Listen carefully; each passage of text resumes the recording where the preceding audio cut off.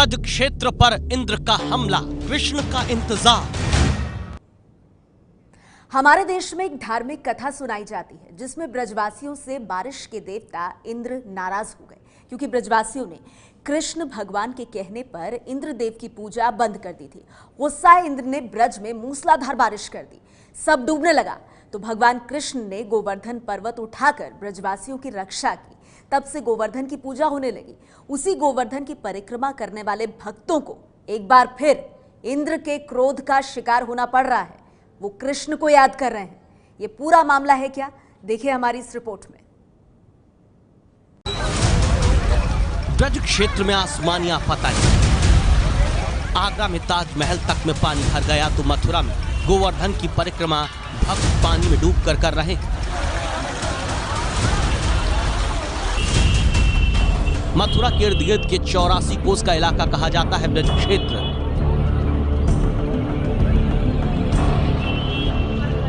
और उसी में है कृष्ण की नगरी मथुरा, जहां कृष्ण भगवान का इंतजार हो रहा है, क्योंकि जिन पर आज मथुरा की सुरक्षा का जिम्मा है वो खुद पानी में परेशान है। मथुरा के हाईवे थाने की हालत देखिए, माल खाने में पड़े हथियार भीग गए हैं।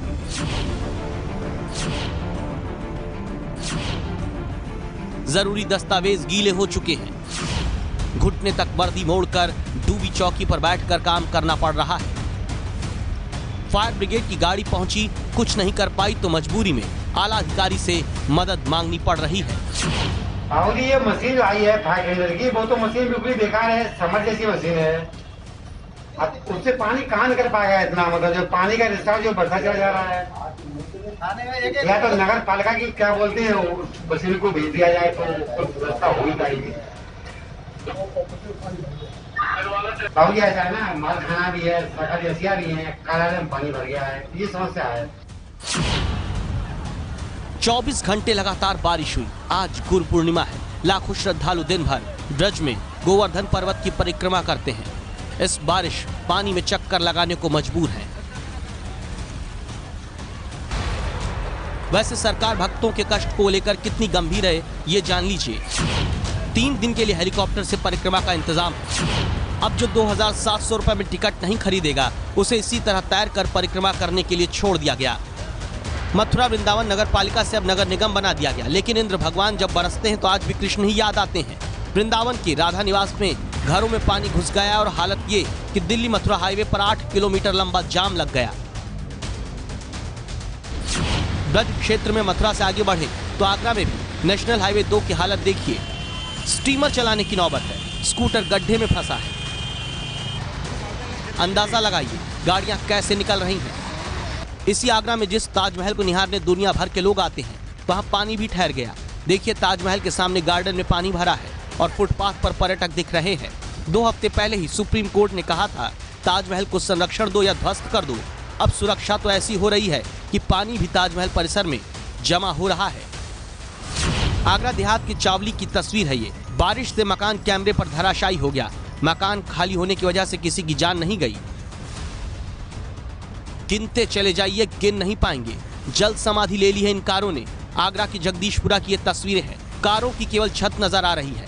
5 फीट ऊंची कार पूरी डूबी है तो सोचिए इंसान यहां फंस जाए तो क्या होगा। लोगों के घरों में अचानक पानी घुस आया। देखिए जमा पूंजी भीग गई। घुटने भर का पानी है। बच्चों को पीठ पर लाद कर ले जाना पड़ रहा है। आगरा नगर निगम का 766 करोड़ रुपए का बजट है, जिसमें 18 करोड़ रुपए जल निकासी के लिए रखे गए। लेकिन शहर की हालत बता रही है कि प्रशासन ने क्या कुछ किया है। यहां तक कि ताजमहल में भी पानी भरने से नहीं बचा पाए। आगरा की मीरा विहार कॉलोनी की कल की ये तस्वीरें हैं। बारिश से बाढ़ जैसी हालत हो गई। बस्ती डूब गई। 100 से 150 लोग फंस गए। बाहर भीड़ लोगों के आने का इंतजार करने लगी।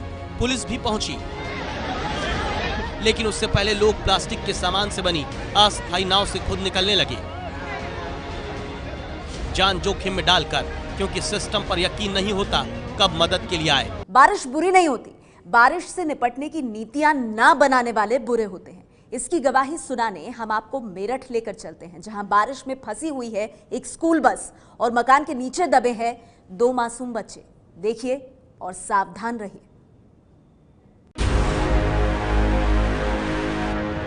ये बस है, बच्चों की स्कूल बस, और यहाँ 20 फीट गहरा पानी है जिसमें ये बस पूरी तरह डूबी है। सिर्फ सफेद छत दिख रही है। ऐसा लग रहा है बस नदी में डूबी है, लेकिन बगल में सड़क दिखती है और दूसरी तरफ कंक्रीट की दीवार।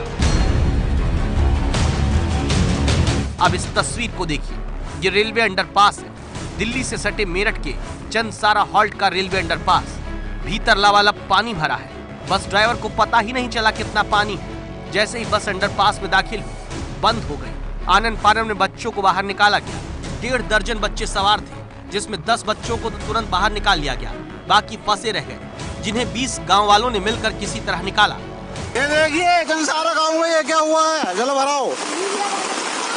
ये गवर्नमेंट की खन्ना बोर्ड चल रही है यहाँ पे चंदसारा हॉल्ट, तो ये बीच में छोड़ के भाग गया है बस। तो आग पानी और भर रहा था, बंद हो गई यहाँ। यहाँ एक बात है, आग ही भर लिया था। अबे बालक कहाँ को निकले? अबे और इधर मर जाते हैं, अंदर घुड़ जाता दम भैया बालकों का। बेशक पानी कम होया, बीच में तो भर रहा होगा वहाँ। पानी में जो गर्दन तक डूबे दिख रहे हैं वो प्रशांत है, जिन्होंने तैरकर बस के पास जाने की कोशिश की ताकि ये देख पाएं कि कोई बस में अब भी है क्या। स्कूल की बस थी NKBR की, उसमें कुछ बच्चे आए थे। अभी तक मेरी तो पहुंचने की उसमें हिम्मत हो नहीं रही है। जो पहले बता रहे वे तो निकल चुके हैं और उनकी बस्ते बैग उसी में है अभी। 2 दिन से लगातार हो रही बारिश ने मेरठ में तबाही ला दी। जेई गांव में इसराइल के परिवार पर बारिश कहर बनकर टूटी। मकान की छत बारिश को सह नहीं पाई। परिवार के 5 लोग छत के नीचे दब गए, जिनमें 2 मासूमों की जान चली गई। बारिश पड़ रही थी 3-4 दिन से लगातार।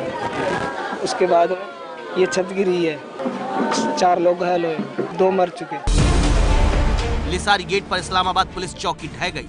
मलबे में दबकर 2 सिपाही घायल हो गए। बारिश हो रही थी, 5-6 कर्मचारी बैठे थे अंदर, बरामदा गिरा, एकदम आवाज आई, कैसे हम सब लोग बाहर निकल आए। शहर और गांव दोनों में घुटनों तक पानी भरा है। सिस्टम खुद यहाँ कराह रहा है। पुलिस थाने से लेकर स्कूल बस तक यहाँ कुछ भी महफूज नहीं है। और अब बात देवभूमि उत्तराखंड की, जहां आसमान से आफत बरस रही है। बादल पहाड़ी इलाके में भगवान के दर पर जाने वाले श्रद्धालुओं से लेकर आम लोगों के लिए परेशानी लेकर आए हैं। कहीं झरने उफान पर हैं तो कहीं लैंडस्लाइड से हाईवे बंद हो गए हैं। इसीलिए हम कह रहे हैं कि देवभूमि में बादलों का पहाड़ से युद्ध देखिए। देवभूमि में बादलों का पहाड़ से युद्ध। आपकी टीवी स्क्रीन पर उत्तराखंड में बादलों के पहाड़ से युद्ध की तस्वीरें हैं। बादलों और पहाड़ों के इस युद्ध को जानने और समझने के लिए आपको सबसे पहले उत्तरकाशी लेकर चलते हैं। घुटनों तक बरसाती नदी में पानी बह रहा है।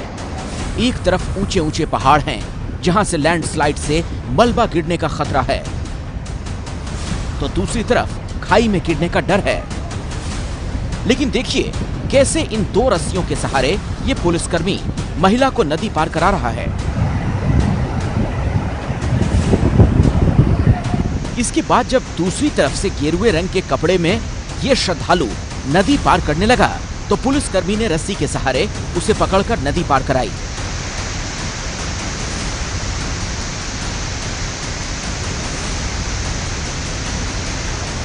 नदी का बहाव इतना तेज है कि वो अपने साथ इस पेड़ को बहाकर ले आई। ये पेड़ आने जाने वालों के रास्ते में रुकावट बन रहा था, इसलिए पुलिस वाले ने उसे दूर धकेल दिया। पिछले 6 दिनों से इस खतरनाक नदी पर ऐसा ही जानलेवा खेल चल रहा है।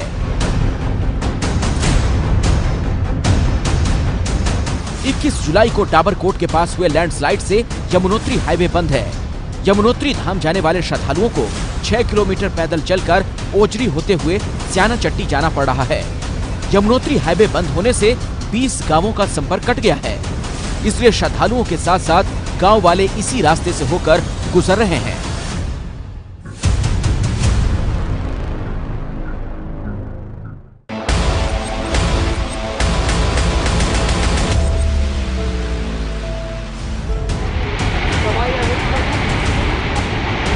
दिल में खौफ भर देने वाली ये तस्वीरें मसूरी के मशहूर केम्प्टी वाटरफॉल की हैं। यकीन नहीं आ रहा हो तो इन दोनों तस्वीरों को ध्यान से देखिए। पहली तस्वीर 26 जुलाई के पहले की है, जब केम्प्टी वाटरफॉल में पर्यटक नहाने का मजा लेते दिख रहे हैं। सामने दुकानें दिख रही हैं, जहां खाने पीने का सामान और कपड़े बिक रहे हैं। अब जरा दूसरी तस्वीर को देखिए, जो 26 जुलाई को ली गई। वीडियो में खतरनाक झरने का रौद्र रूप दिख रहा है। जहां कभी दुकानों पर लोगों की भीड़ होती थी, वहां पानी की तेज धारा पहुंच रही है। उत्तराखंड के मसूरी में कल 52 mm बारिश हुई, जो सामान्य से 80% ज्यादा है। ज्यादा बारिश की वजह से केम्प्टी फॉल में अचानक पानी आ गया और वो बेकाबू होकर बहने लगा। केम्प्टी वाटरफॉल के आसपास मौजूद दुकानों को नुकसान हुआ, इसलिए कई दुकानों को खाली करा लिया गया है और हालात सामान्य होने तक पर्यटकों के आने पर रोक लगा दी गई है।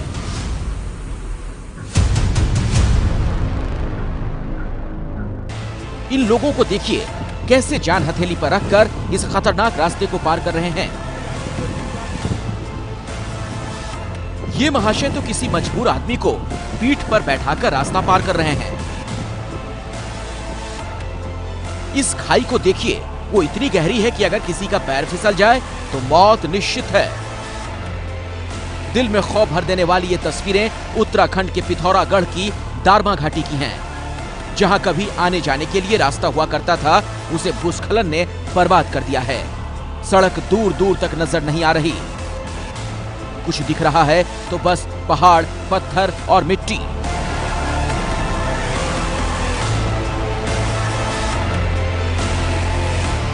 एक जून से 26 जुलाई के बीच उत्तराखंड में 458 मिलीमीटर बारिश हो चुकी है। उत्तरकाशी में कल 25 मिलीमीटर बारिश हुई, जो सामान्य से 54% ज्यादा है। पिथौरागढ़ में कल 36 मिलीमीटर बारिश हुई, जो सामान्य से 62% ज्यादा है। वहीं आपको जानकारी के लिए ये भी बता दें कि उत्तराखंड सरकार आपदा प्रबंधन पर सालाना 1148 करोड़ रुपए खर्च करती है। कल गाजियाबाद में बारिश से सड़क धंसी और 64 घर हवा में लटक गए। कब गिर जाएंगे पता नहीं। 64 परिवार बेघर हैं। वजह है प्रशासनिक अनदेखी, जिसने 8 साल से एक गड्ढे की अनदेखी की और अब वो गड्ढा इतना बारिश का पानी पी गया है कि अगल बगल बने घरों की नींव कब हिला दे नहीं पता। आपकी स्क्रीन पर राष्ट्रीय राजधानी क्षेत्र दिल्ली के दायरे में आने वाला इलाका है। यहाँ देश का सर्वश्रेष्ठ शहरी प्रबंधन का दावा है। दिल्ली से सटे गाजियाबाद के वसुंधरा सेक्टर 4 में उसी सर्वश्रेष्ठ शहरी विकास के बड़े गड्ढे देख रहे हैं आप।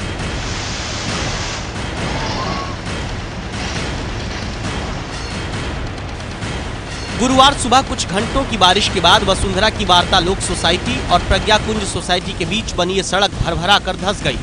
वसुंधरा सेक्टर 4 में बारिश के दौरान और बारिश के बाद भी ये सड़क लगातार धंस रही थी।